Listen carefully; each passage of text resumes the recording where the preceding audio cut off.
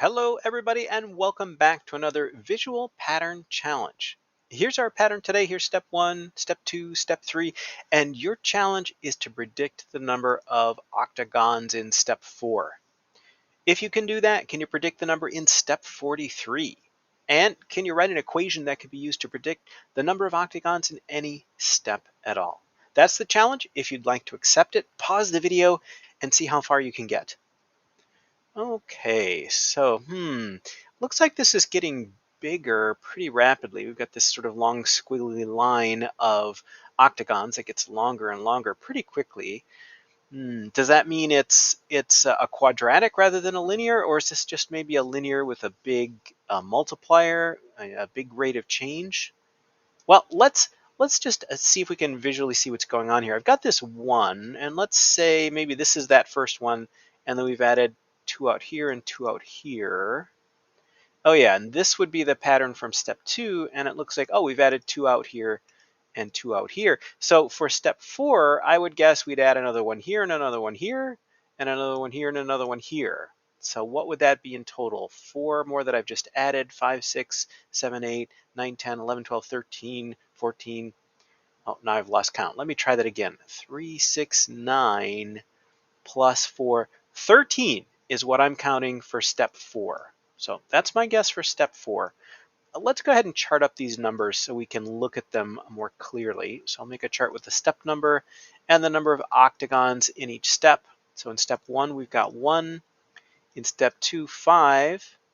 In step 3, that's 9. And in step 4, we're saying 13. And if we take the difference between each step, 5 minus 1 is 4, 9 minus 5 is 4, and 13 minus 9 is 4. Aha! So we're getting a constant in that set of differences, that first set of differences. That means it is a linear equation. So in this case, our multiplier, our rate of change is 4, so pretty big, and that's why it looks like it's getting big pretty quickly, because we're adding 4 each time. And this means, we can use this y equals mx plus b, and that m is going to be 4. So y equals 4 times x. And then this stem of the equation, to figure out what b is, we can check it out with step 1. X represents the step number. So y equals 4 times 1. 4 times 1 is 4. And this is supposed to predict the number of octagons. Well, 4 is too many. In fact, it's 3 too many. So we need to take away 3. So 4 times 1 is 4, minus 3 is 1. That's how many we have there. So we'll put that minus 3 in our equation as well. But let's test this with step 2. So y equals 4 times, and we'll put in step 2 for x, minus 3.